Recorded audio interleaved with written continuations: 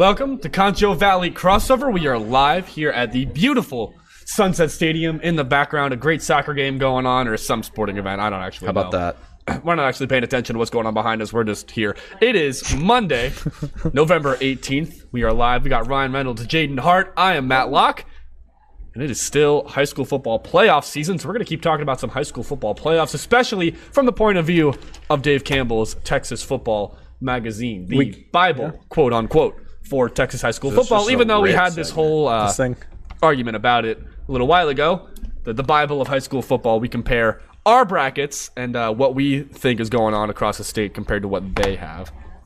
Yeah, this should be pretty exciting. I'm actually curious to see how much research Dave Campbell's does into their predictions and projections as far as district standings and stuff. So no, it's going to be a good time. 7 Concho Valley teams remain. Do I have that right? Yep. 7 Concho 7 out Valley of 17. teams remain. Moving on to the area round after we had how many total? About 17. 17. So 10 of them fall in the by-district round. 7 of them are moving on, including some of our big names like the Wall Hawks. Obviously moving on. The Mason Punchers, defending 2A state champions. They are also moving on. And some surprises. Ozona moving on. Yeah. Some surprises moving on as well. We got Ozona. Figured Ozona would win, though. Getting the win. And some teams that we thought were going to win that are now going home, like Ballinger. Ballinger was a good example of that. I honestly thought another one that really was the surprise was Eden beating Gorman. Yep. I thought that was probably the biggest surprise of the week as far as teams. How about Hunter Rogers? Yeah. He's going. He went back and watched that clip where I called him the Michael Vick from NFL Street. He came back and watched that clip and has got that mojo back. 10 total touchdowns for Hunter Rogers in that game. KLST Player of the Week, if you want to go ahead and check that out, ConchoValleyHomepage.com. Click on that sports tab. You can check out that video. Yeah, 10 total touchdowns. To me personally, a prototype of an athlete that you want at the 6-man level, can pretty much do it all. 10 total touchdowns, like you said, 5 passing, 3 rushing, 2 receiving. Also had 10 tackles and an interception. So Eden got the win over Gorman, 74-62. Eden now takes on Jonesboro. That'll be Friday. I'm guessing the 22nd is Friday. At 6:30 p.m. at Zephyr High School. Mm-hmm. So that'll be another big matchup. That is the only 6-man team in Division One. Blackwell's left. They play Throckmorton. Yes. So Eden is the only one in Division One. We have Blackwell in 6-man Division 2. And then they'll either face Jayton, who's really good, or Grand Falls Royalty. That's going to be fun to see who comes out of that region. Throckmorton around Abilene. But yeah, I mean, they should win this week, and then they'll probably have their toughest game of the year there in the region final against either the number 1 team in the state or I think the number 4 team. So the final 4 in Region 2 are all district winners.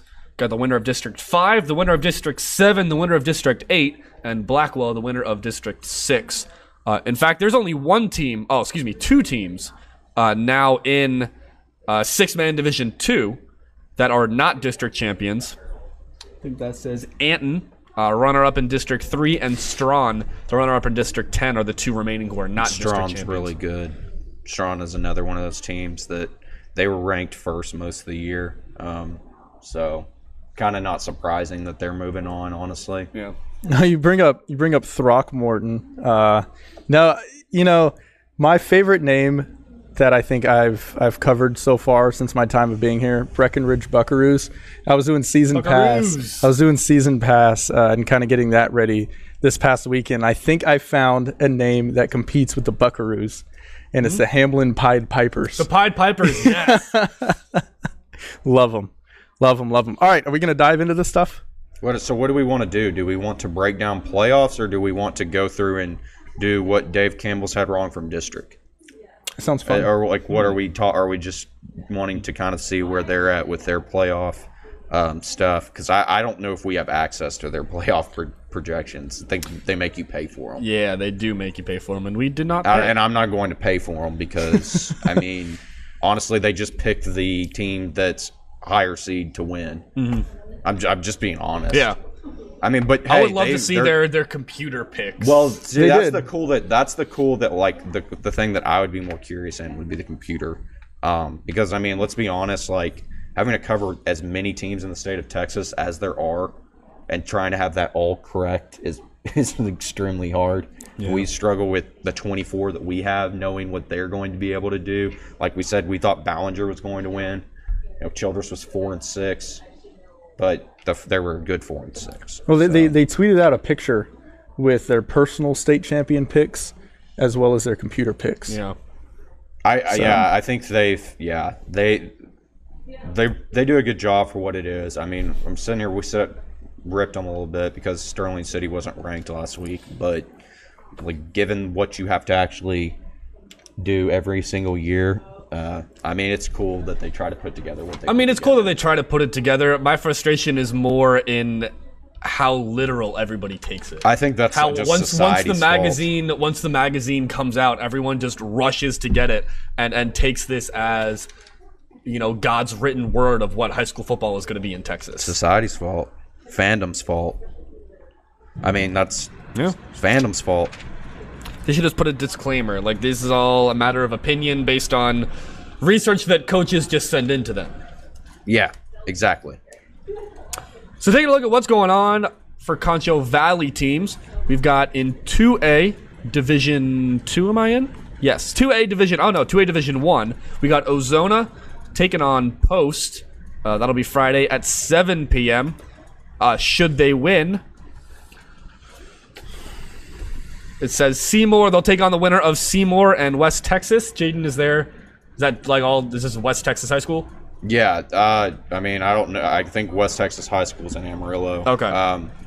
So yeah, sixth ranked Post be a hard one. They win that game, then you could see them maybe making it to have a rematch with Hawley potentially. Mm-hmm. Hawley looks pretty good. I think we were talking about it earlier that most of Dave Campbell's, they have Hawley making it out. I mean, Hawley's good for a reason. Right. A lot of them have Hawley winning the state championship. Yeah, and that's why I think Ozona, you give Ozona a little more credit than maybe what they're getting.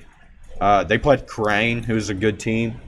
And Crane's going to be here in San Angelo on Friday night playing Cisco, who is in Ballinger's district. So, yeah, I mean, Ozona very well could make a run. I know Post is ranked and everything, but like that would not be surprised one bit if Ozona beats them, because they played Hawley very well in the first half. If it weren't for second half adjustments that Hawley made, they probably would have. I mean, Hawley just came out and played better in the second half. It's what it was. And Hawley's got a lot of talent on their roster. I think I heard something that their running back scored 7 touchdowns. Yeah, he's nominated for Mr. Texas Football? Yeah, no, and so they're talented across the board. So yeah, I mean, let's see if I can find that. Maybe see Ozona. We could. It's a strong possibility we could get that as a rematch. It'd be cool for the Lions. The other Concho Valley team in 2A Division 1, we have the Mason Punchers. They're taking on Weimar. No details for that game on the bracket. We're assuming they're going to play Friday night. Yeah, no, they're playing Friday night. They're going to be playing at Dripping Springs High School, and they should beat Weimar, and that would probably set up a matchup with Holland. So they're going to be regional semifinals against Holland, who's the 7th-ranked team in the state. If you get past Holland, then you're setting up a regional final with Refugio. Mason's got a tough road after this week. Yep. Taking a look at 2A Division 2, we have one team left in that bracket, and that would be the El Dorado Eagles, the champions of District 8 2A. They are taking on Wheeler, who was the runner-up in District 5. Should they win, they get a game against Hamlin or most likely Hamlin. I'm gonna guess, is this Quanah? Is that how I say Quanah. it? Quanah? All right, Yeah. Cool. Got it right. And then, They'll take on the winner of Hamlin or Quanah, like you said, most likely to be Hamlin. Cristoval's 2 is still left. Cristoval gets Wellington, the 4th-ranked team. I would really think Ryan and I talked about this earlier this morning. On our way back from Miles, we were talking about the idea of maybe them getting past the Hamlins and the Albanese and that region and meeting up again and maybe getting the chance to play at San Angelo Stadium. How cool that would be. Yeah. Now, that's going to be a tough – this week's going to be tough ask for both. If I'm going based on things, just things, not knowing necessarily. Like, I'm not going to sit here and say that I'm right and I know everything, and because I don't. I think El no, Dorado. you don't know everything. You don't work for Dave Campbell. El Dorado probably has a better shot of winning this week. I'm not going to discredit Cristobal, though, because I think if El Dorado and Cristobal played again, it could be a different outcome. I think it was so close, and you give El Dorado the home field advantage. I mean, one possession game. Yeah, and it was a defensive game at that. No, we have a number 10 Wheeler versus number 9 El Dorado, and let me tell you, we're talking about Mr. Texas football. El Dorado, their defense, who's been phenomenal since pretty much district play has started. Wheeler, their quarterback, Heston Marshall, last week in the by-district round, 475 yards, 5 rushing touchdowns, 2 passing touchdowns. So, well, they know who they have to stop then. Yeah. You know who your primary focus on offense is going to be. Quarterback That's what Heston makes El Dorado Marshall. so dangerous in my eyes is while Cristobal will trot out probably the best athlete in the Concho Valley or one of the best in Braden Wilcox, their defense is not the same as El Dorado's defense. No. El Dorado's defense has been so impressive this year, and I think offensively Cristobal edges out El Dorado. But I think that what really, really sets them apart is how good their defense is. And I think that's where some of these teams that might rely on offense, like a Wheeler or have a stud, they're going to run into a defense maybe that they haven't seen this year, or one that's could give them a hard time. And if your defense isn't capable of stopping the Covarrubias brothers and El Dorado rushing attack or and passing attack, that isn't necessarily something that's eye-opening. Like they're not just going to beat you with offense, but there are spurts where they can be lethal. Yeah, and I mean, we talked a little bit about it earlier. I mean, El Dorado, in my eyes, when I compare them with Cristobal, they're a little more balanced. Yeah. Especially with how one-dimensional Cristobal's offense is. I mean, we mentioned, you stop Braden Wilcox, you're going to slow down that offense. If you stop the running game, because they've got their back, Josh Fava's pretty good also. They've got a good offensive line. They really do. But if you do, shut it down, it's like, And I mean, I guess you could say that with any team. If you shut down their quarterback, then, they're not going to score points. But I mean, there's also, like you said, there's taking out like certain parts of an offense. Now that's what El Dorado, like I said, I think that's what's going to make them the key. That's going to be the difference. Maybe another round difference where, you move on and you're going to get I believe they get Hamlin. I think it's Hamlin, which, man, that's going to be a good game. Hamlin or Quanah. Hamlin's going to win. Pied Pipers. Man, if Hamlin gets upset for some reason or loses to Quanah, that's going to be I just like mind blown. I think I just like saying that school name. I kind of want them to win just because Quanah is a lot more fun to say than Hamlin. That's why you say Pied Pipers. Pied Pipers, yeah. Yeah. Now that'll be fun though. District, I think that whole region is cool, and it would be, I think, really cool if we saw where it's the 7-2A or 7, you know what I mean, 7-2A Division 2 against 8 was the pairings, like the top 2 in each of those. We'll see. I mean, 5, that District 5 is good also. Yep. And that's what we've kind of see as the moving on. So taking a look at 3A Division 1, we still have the number 1 team in 3A Division 1 football in the Wall Hawks. They are taking on Shallow Water this week, the runner-up in District 2. Should they win, they will meet the winner of Pilot Point and Slayton. Yeah. This text, this text on the Is it a pinch zoom? It's Pilot Point. Pilot Point's going to win that game without a doubt. They're playing Slayton.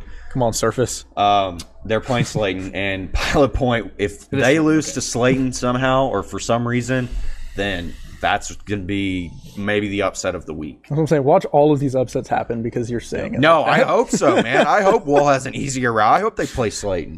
Please, bring it on. It's like, Coach Guy probably would have been like looking at either a Shallow Water or Kermit. I would have rather faced Kermit. No doubt. Shallow Water's not anything special, but Kermit's not. Kermit, all the Kermit memes just they're pop like 5-5 or something like that, man. Like that's. I'll face Kermit too. Yeah, and then you see Brock getting Denver City, who's 9-1, but they're a 9-1 that's probably a little more coasted 9-1. Yeah, not a district that's really challenging because they've got teams like Tornillo and Slayton and stuff. Brownfield. So I mean, that Region 1 right now is basically if you're looking at it, it's going to be Denver City, Brock moves on. Bushland against Whitesboro. Now, that's interesting because I would have thought that Eastland would have beat Whitesboro. I mean, you would have thought. Well, so the argument, the thing that's interesting is that the teams in Wall's district all lost. Clyde, Eastland, and Jim Nett all lost to the teams of 4-3A, where it's Brock, Pilot Point, Whitesboro. Boyd was the only one because Wall beat them. So what does that say necessarily about the level of competition in Wall's district, I guess, is what kind of That's a good question. Yeah. I mean, just saying. So Brock should win. I would think Bushland would win. Wall should win. Yeah. So that is all the teams that we've gone through. Wall's getting Mason Fuchs back, right? They should be. Chase Rios, Kai Herbert. All coming back? They're getting a lot of offensive fire back. Even if they don't get Mason back this week, it sounds like they're at least going to get Kai and Chase back. So at the very least, your running backs are coming back, which means you can put a guy like Colton Debich back just playing safety. Instead of playing both sides of the ball, you can have Garcia as a third back. Garcia, coming off of the JV team, has done great for the Wallhawks. Short little guy, stocky, tough to bring down, the kind of guy that can just take contact and just bounce off of it. Like a Julian Edelman just as a running back almost. No, it's good all those guys are coming back for the Hawks. Wall Hawks. It would just suck to see them have the success that they've had this season only to, fall because, you had key injuries. I think they're going to be okay. I do. I really I think that this is the week that we've been waiting for with them to get their quarterback back. You get your bruiser of a back with Chase Rios. And we've talked about it. Wall isn't the kind of team that's going to blow you out 48-0, 55-0. Yeah, their style doesn't warrant that. They're going to be a team that if they beat you by 3 possessions, that is a blowout for the style of football the Wall plays. Then that's what makes it so. They're another one of those, like we talked about El Dorado having a defense that's impressive. Wall's defense is impressive as well. Yeah. And that maybe could be the argument you could make where we talk about how, are these are the losses to all of these District 4-3A teams out of their district, is that a little concerning based on their schedule? I mean, you could just make the case that Wall really, other than the Jim Ned game, Eastland as well. I know Eastland kind of gave them a run, and you were at the Eastland game, weren't you? Yes, I was. I did cover that one. So, they beat Clyde handedly. They took care of everyone else, but Jim Ned gave them a run. That was on the road too. 14-7, that was when Jim Ned was still healthy. 14-7. Yeah. Both of them were ranked at the time, weren't they? No, Eastland was the only one that ever ranked. Eastland was ranked. Jim Ned was not. Okay. It was Eastland that was ranked. Yeah. Okay. And that's why it was so surprising. I thought Eastland was the second best team out of the district. I thought if Jim Ned's defense is good, and I thought that they might just give. Then they did. It was 27-13. So it's not like they got killed, but Pilot Point's good. They've got a good quarterback, is what we've kind of heard. So we'll see. Shallowater, 46-23 over Kermit. Yeah. I don't know what to make of that. So those are all of our Concho Valley teams. There's a moment in college football that happened yesterday that I want to shine some light on and kind of get your guys' thoughts on. It actually happened for a Lone Star Conference team, and we actually talked about this in our group chat this weekend. Oh yeah. UTPB taking on Texas A&M Kingsville this weekend in football. Senior Chris Hode. Yeah. Did I pronounce that right? Yeah, why don't we put it up on the screen? Yes. Oh, I can. Oh, my bad. No. The only reason I saw it is I saw the video on Facebook again. Oh, okay. There you go. No, I didn't have it up. That's my service. There it is. Yeah. So, a sophomore picked up a fumble. It's John O'Kelly, too, who's not just... Oh, go ahead. It's even better. John O'Kelly. He's good, too. He's not just he's not like some scrub. I'm just got saying. the ball, picked up a fumble, and as he's running down the field, he's about to score a touchdown, and he hands it off to senior Chris Hode to score his last touchdown. His only touchdown. His only touchdown. In his last game. Chris Hode has been the epitome of that team. He has been through not any winning seasons, some pretty tough times, and he is the face of that team, has been the face of that team. I thought it was awesome. And John O'Kelly's a class act, and obviously you can see why. It's interesting when I first saw it. Obviously, my first reaction was, like that's good. My second thought was he was actually thinking about it in that moment, which I think is crazy. Yeah. Because everything happens so fast, I wonder if, and not that this would take away from the moment, I wonder if Chris was like, hey, oh yeah, toss me the ball my direction. Chris Hode's not the type. If you ever, I used to have to try. I did features on Chris Hode for the newspaper, and I like Chris a ton. Chris is fun to talk to when you're not interviewing him. But when you're interviewing Chris, it's hard because he's very just to himself, keeps to himself. He's not out like he is not a flamboyant person. He is very straightforward. He's humble. I mean, he is as humble as they come. I mean, the fact that's why I think it's really cool because he's not a guy that's going to be like, yeah, let me score a touchdown. And maybe it was a conversation before that they had beforehand. Yeah, maybe it was just. I don't see. What was his name? John O'Kelly. John O'Kelly said, "Hey, if I get the situation, I'm giving you the ball." And John O'Kelly was like the So what happened with John? John 2 years ago was the conference freshman of the year. He was like one of the best. Last season, he started off with, I think he was almost leading like all of college football in sacks. I mean, it was something crazy. He was on a tear and then I think he tore his ACL or something.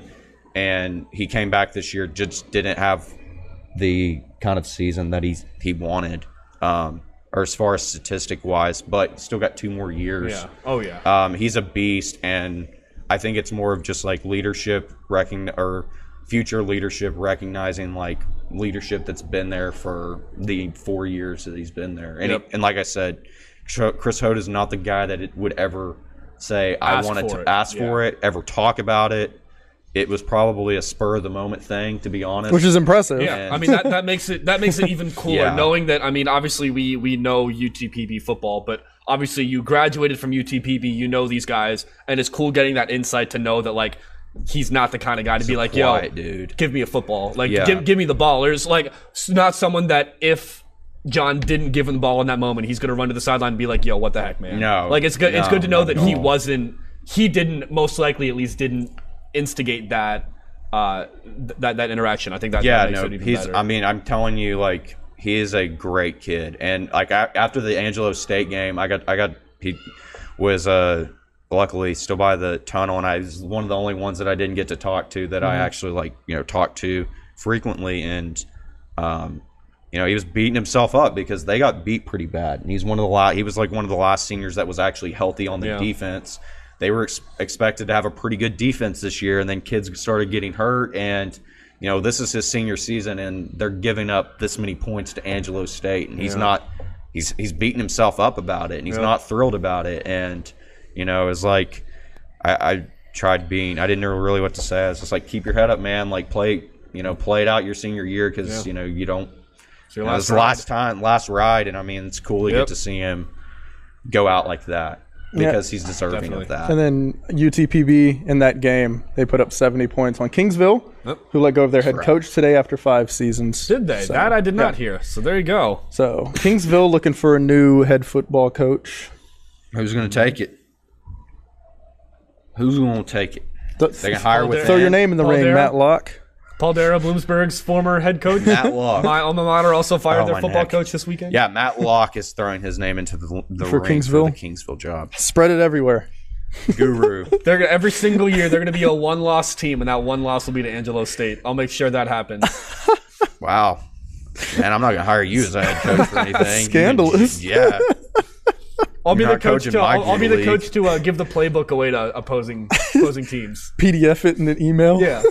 Like, I meant to hit reply Coach, one person, not reply all. Here is my opening drive script, my second drive script, third drive script, fourth all right, drive Coach, script. we are going to run halfback dive for the first 20 plays. Just get ready for it.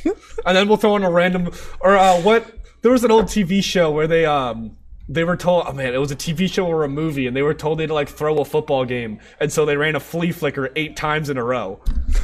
That's what my team is going to do. We're going to run 8 or 9 flea flickers. Oh, I thought I'd get you on the third time. Yep. All right, before we wrap this whole show up, because we're kind of getting derailed right now, Hey. Nah, see, I was hoping I can get a reaction from Sonora there with that joke, but she either didn't hear it. All right, Look at the Dalmatian. Pop that up on the screen. Look at that Dalmatian. Pop them up. Zoom in. Yeah, hold on. Pop that Dalmatian up. There's a random Dalmatian that. to How end about your that? day. Look at that Beautiful. majestic. Thank you for tuning in to Concho Valley Crossover. For Ryan Reynolds and Jaden Hart, I'm Matt Locke, who will be back here on Wednesday, streaming once again on ConchoValleyHomepage.com. For everybody here at beautiful Sunset Stadium, we're signing off. Have a good rest of the week. Sayonara.